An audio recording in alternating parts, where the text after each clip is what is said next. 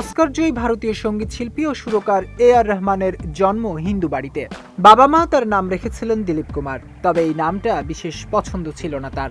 এক হিন্দু জ্যোতিষীর পরামর্শেই নাকি নিজের নাম রাখেন রহমান। মুসলিম নাম গ্রহণ করলেও তিনি বিশ্বাসী সুফিবাদে।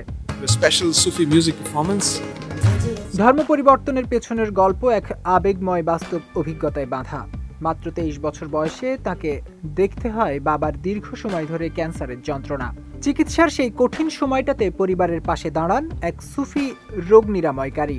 তার মানবিকতা, নৈতিক শিক্ষা ও আধ্যাত্মিক শৃঙ্খলা রহমানকে গভীরভাবে প্রভাবিত করে। সেই সূত্রে রহমান সুফিবাদের দর্শনকে মেনে নিতে শুরু করেন এবং ধীরে ধীরে তার জীবনের কেন্দ্রবিন্দু হয়ে ওঠে এই আধ্যাত্মিক পথ। এক সাক্ষাৎকারে রহমান জানিয়েছিলেন তিনি হিন্দু, ইসলাম ও খ্রিস্টান সব ধর্মই পড়েছেন এবং প্রতিটি ধর্মেই মানবিকতার শিক্ষা দেখেছেন, কিন্তু সুফিবাদ তাকে ভিন্ন এক অনুধাবন দিয়েছে। তার ভাষায়, সুফিবাদ মানুষকে নিজের অন্তরের সামনে দাঁড় করায়, যেখানে অহংকার, রাগ, হিংসা কিংবা বিদ্বেষ টিকে থাকে না। মানুষ হয়ে ওঠে আরো নির্মল, আরো সৃজনশীল এবং ঈশ্বরের প্রতি আরো বিনম্র।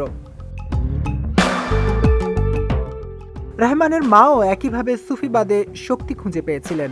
আধ্যাত্মিকতার এই ধারা আজও রহমানের সঙ্গীত, চিন্তা ও জীবন দর্শনে গভীর প্রভাব রাখছে, যেখানেই তিনি মানবিকতা, মমতা ও শান্তিকেই সবচেয়ে বড় ধর্ম বলে মনে করেন।